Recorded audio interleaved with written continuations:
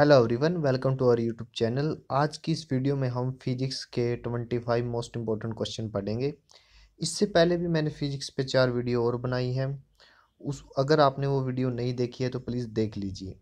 चलिए शुरू करते हैं। हमारे पास फर्स्ट क्वेश्चन है, एक माइक्रोन किसके बराबर होता है।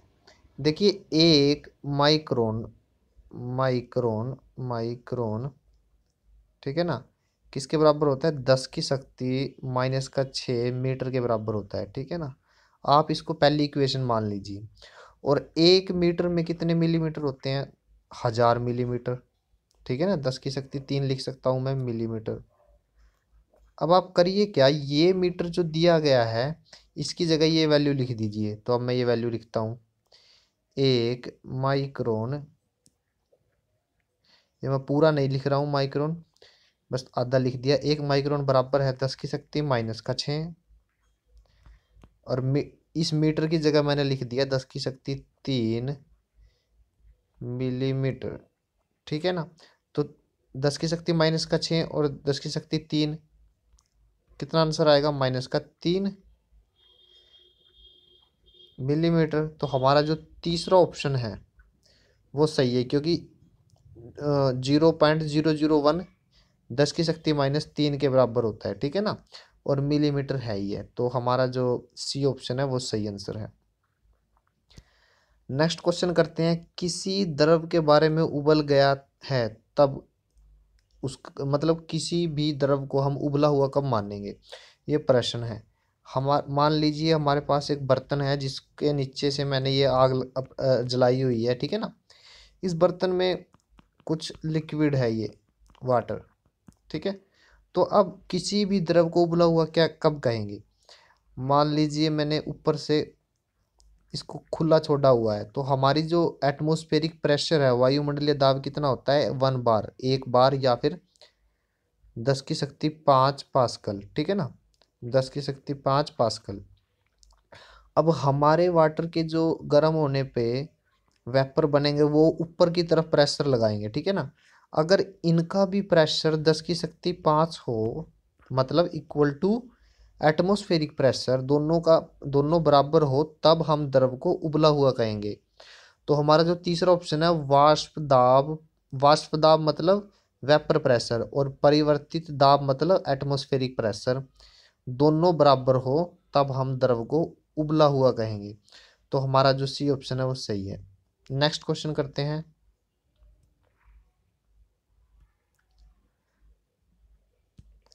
तीसरा क्वेश्चन है, किसी मनुष्य के लिए नदी के जल की अपेक्षा समुद्र के जल में तैरना अधिक सरल क्यों होता है? देखिए, जो समुद्र का जल है उसके अंदर नमक बहुत ज़्यादा होता है, और इसके अलावा बहुत सारे मिनरल होते हैं। उस मिनरल की वजह से क्या होगा, वाटर की जो घनत्व है, डेंसिटी है, वो बढ़ जाती है, जिसके कारण समुद्र के जल में व्यक्ति आसानी से तैर सकता है नदी के जल की अपेक्षा। ठीक है ना, तो हमारा जो बी ऑप्शन है, समुद्र जल का घनत्व नदी के जल के घनत्व से अधिक होता है, ये हमारा सही आंसर है।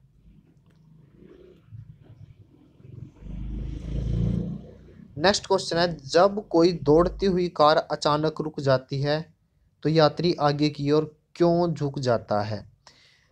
यात्री आगे की ओर झुक इसलिए जाता है क्योंकि उस पे गति का जड़त्व नियम लागू होता है। ठीक है ना, बॉडी का नीचे का भाग तो अपनी जगह में बना हुआ है, लेकिन आगे का भाग ऊपर आगे की ओर चला जाता है, मतलब ऊपर का भाग आगे की ओर चला जाता है, किसके कारण? गति का जड़त्व। ठीक है,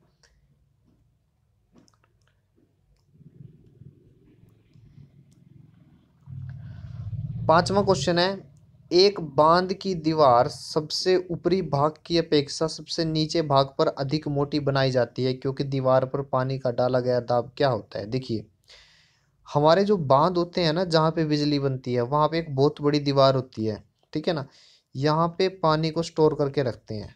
ठीक है, तो नीचे का ये दीवार की नीचे से मोटाई ज़्यादा क्यों है, ये प्रश्न है। ठीक है ना, प्रश्न में ये पूछा गया। वाटर में एक मतलब हाइड्रोलिक्स में, फ्लूइड मैकेनिक्स में एक नियम होता है। उस नियम के अकॉर्डिंग क्या क्या कहा गया है कि जैसे जैसे हम नीचे जाएंगे, ठीक है ना, तो एक रो जी एच। जैसे जैसे हम नीचे जाएंगे हाइट में, एच क्या है यहाँ पे, हाइट है नीचे की तरफ, ठीक है ना, गहराई जिसको हम बोल सकते हैं गहराई। जैसे जैसे हम नीचे जाएंगे पानी का दबाव बढ़ता जाता है, ठीक है ना। तो ऊपर वाली जगह पे दीवार के ऊपर प्रेशर कम होगा, जितना हम गहराई में जाएंगे प्रेशर बढ़ता जाएगा, मतलब दाब बढ़ता जाएगा।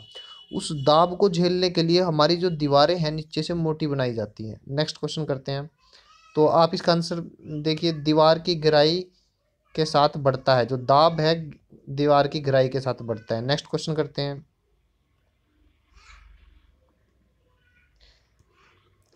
जब किसी पिंड को द्रव में डुबोया जाता है तो उस पर कौन सा बल कार्य हो जाता है।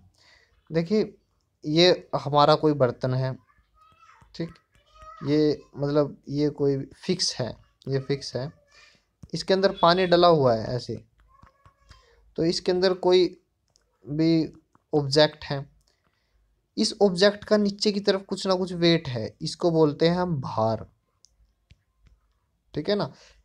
तो किसी भी बॉडी पे गुरुत्वाकर्षण बल तो लगता ही है, ठीक है ना, गुरुत्वाकर्षण या फिर वेट बॉडी का गुरुत्वाकर्षण के कारण। तो एक बल तो हो गया भार। पानी क्या करता है, इस ऑब्जेक्ट को ऊपर की ओर धकेलता है, इसको बोलते हैं बेयोंसे फोर्स, या फिर उत्प्लावन बल, या फिर उत्क्षेप बल, ठीक है ना। तो हमारा पहला भी ठीक है और दूसरा भी, तो हम चौथे ऑप्शन पे निशान लगाएंगे जिसमें फर्स्ट और सेकंड दोनों सही हैं, ठीक है ना। एक नीचे की तरफ बल लगता है, एक ऊपर की तरफ। सातवां क्वेश्चन है, बादल किस कारण वायुमंडल में तैरते हैं। बादल में, बादल क्या होते हैं, गैसेस के बने हुए होते हैं जिनकी डेंसिटी बहुत कम होती है। तो दूसरा ऑप्शन है कि कम घनत्व के कारण।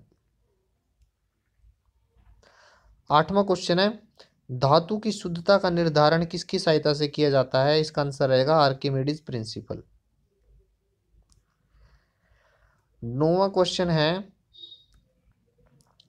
किसी दरवाजे को आसानी से खोलने के लिए उसका हैंडल कहाँ लगाया जाना चाहिए। तो इसका ऑप्शन रहेगा बीच में, तीसरा ऑप्शन।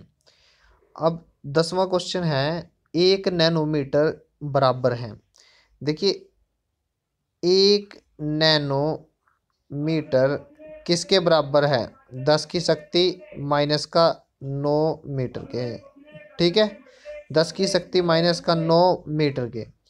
और 1 मीटर किसके बराबर है, 100 सेंटीमीटर के, ठीक है ना। तो 1 नैनोमीटर तो ऐसे ही रखिए आप, ये नैनोमीटर, और 10⁹ भी ऐसे ही रखिए।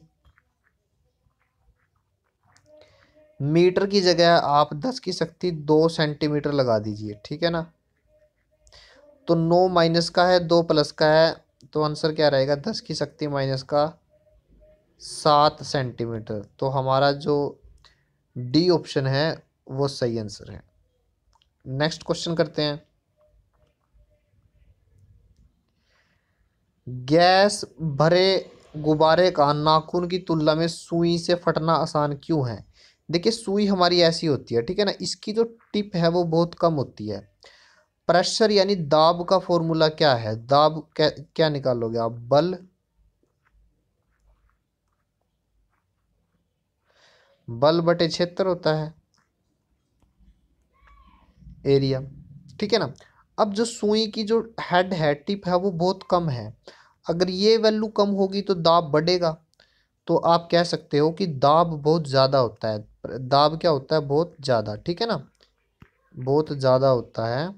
तो हमारा कौन सा ऑप्शन सही रहेगा, सुई गुब्बारे पर नाखून की तुलना में अधिक दाब डालती है। तो सी ऑप्शन हमारा सही आंसर है। नेक्स्ट क्वेश्चन करते हैं। 12वां क्वेश्चन है, बर्फ को बुरादे में पैक क्यों किया जाता है। तो इसका ऑप्शन रहेगा, बुरादा उष्मा का कुचालक है, ठीक है ना। बुरादे से हीट ना तो बाहर जाती ना एंटर करती, तो इससे अगर बर्फ को बुरादे के अंदर हम रखेंगे तो बाहर जो गर्मी है या कोई भी टेम्परेचर डिफरेंस है उसकी वजह से हीट क्या है, ट्रांसफर नहीं होगी। तो जिस अवस्था में, जिस स्टेट में बर्फ है वो उसी स्टेट में रहेगी, ठीक है ना। 13वां क्वेश्चन करते हैं, बारिश के दिनों में ध्वनि अधिक दूर से भी क्यों सुनाई देती है, क्यों दिखाई देती है?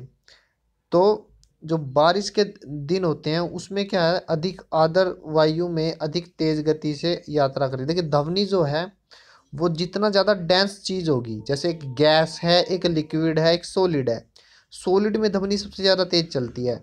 लेकिन क्वेश्चन ये है कि बारिश के दिनों में अधिक क्यों सुनाई देती है? बारिश के दिनों में क्या होते हैं, वाटर वेपर हवा में लटक जाते हैं, तो मतलब जो हमारा एनवायरनमेंट है वो ज़्यादा आर्द्र हो जाता है, ठीक है ना।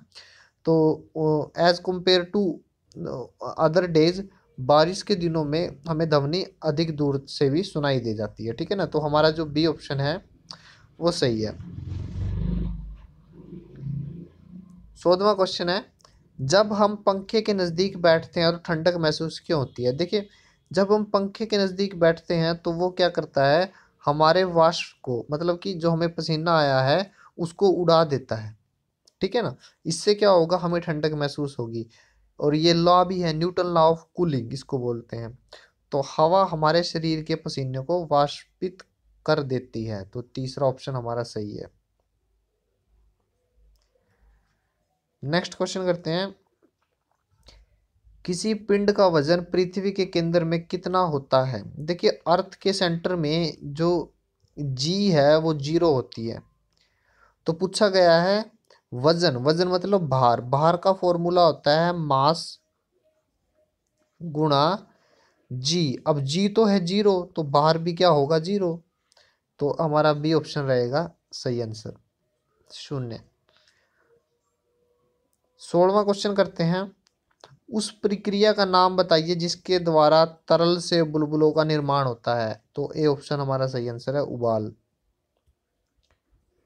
नेक्स्ट क्वेश्चन है, रेलवे स्टेशन के प्लेटफॉर्म पर खड़ा व्यक्ति तेजी से आती हुई ट्रेन की ओर खिंचाव सा महसूस क्यों करता है? देखिए मान लीजिए ये ट्रेन आ रही है इस पटरी पे, ठीक है ना, यहाँ पे कोई व्यक्ति खड़ा हुआ है, ये व्यक्ति है, ठीक है।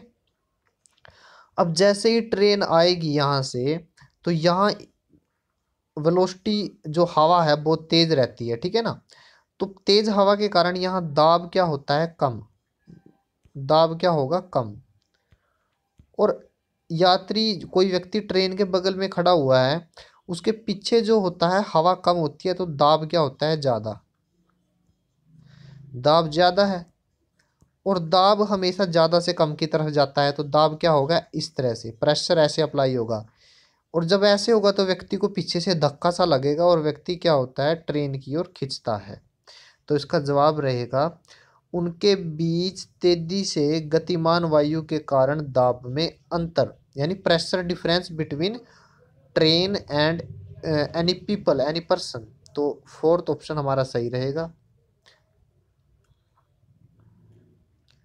18वां क्वेश्चन है, गर्म जल बैग में जल का उपयोग क्यों किया जाता है? तो इसका आंसर रहेगा क्योंकि उसका विशिष्ट ऊष्मा ज़्यादा होती है, हीट को स्टोर करने की कैपेसिटी। 19वां क्वेश्चन है, किसी वृत्ताकार वक्र मार्ग पर घूमने वाली कार पर किस प्रकार का बल लगता है? सेंट्रीफ्यूगल फोर्स, अभिकेंद्रीय, सेंट्रीपिटल फोर्स, अभिकेंद्रीय बल। तीसरा ऑप्शन हमारा सही रहेगा। ब्रेक लगने पर वाहन को रोकने वाले बल को क्या कहते हैं? गुरुत्वाकर्षण, ग्रेविटेशनल फोर्स। तो तीसरा ऑप्शन हमारा सही है। 21वां क्वेश्चन देखते हैं, दो सदिश यानी वेक्टर बराबर होते हैं। देखिए दो वेक्टर को हम तभी बराबर कहेंगे जब उनका मैग्नीट्यूड और डायरेक्शन सेम हो। मैग्नीट्यूड मतलब आकार, डायरेक्शन मतलब दिशा। तो उनके आकार और दिशा दोनों एक हो, तो तीसरा ऑप्शन हमारा सही आंसर है।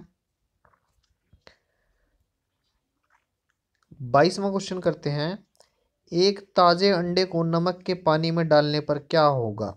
वो ताज़ा अंडा नमक के पानी में तैरने लगेगा। तो हमारा जो तीसरा ऑप्शन है वो सही आंसर है। नेक्स्ट क्वेश्चन करते हैं, 23वां क्वेश्चन, खाना पकाते समय एक चुटकी नमक डाल देने से सब्जियां कम समय में क्यों पक जाती है? देखिए सब्जियां बनाते वक्त हम उसमें पानी डालते हैं, अब जैसे ही हम उसमें नमक डालेंगे तो पानी का जो क्वथनांक है वो बढ़ जाता है। अब रिजल्ट क्या निकलता है, पानी ज़्यादा टेम्परेचर पे उबलेगा। उबलने की वजह से पानी के अंदर जो हीट स्टोरेज कैपेसिटी है वो ज़्यादा हो जाती है, जिससे सब्जियां जल्दी गल जाती है, ठीक है ना, यानी पक जाती हैं। तो हमारा जो पहला ऑप्शन है, जल का क्वथनांक बढ़ जाता है, ये हमारा सही आंसर है। क्वेश्चन नंबर 24 है, गुरुत्वाकर्षण का नियम किसने दिया था? तो इसका आंसर रहेगा आइजक न्यूटन ने। नेक्स्ट क्वेश्चन है, निम्नलिखित में से किस स्थान पर गुरुत्वाकर्षण बल सबसे अधिक होता है? ग्रेविटेशनल फील्ड या फोर्स सबसे ज़्यादा रहती है हमारे पोल्स पे, ध्रुव पे, यानी नॉर्थ और साउथ पोल है उन पे सबसे ज़्यादा रहती है। तो हमारा जो ऑप्शन डी है यानी फोर्थ है वो सही आंसर है। अगर आपको हमारा वीडियो पसंद आया तो प्लीज़ इसे लाइक शेयर और कमेंट ज़रूर करें। Thank you.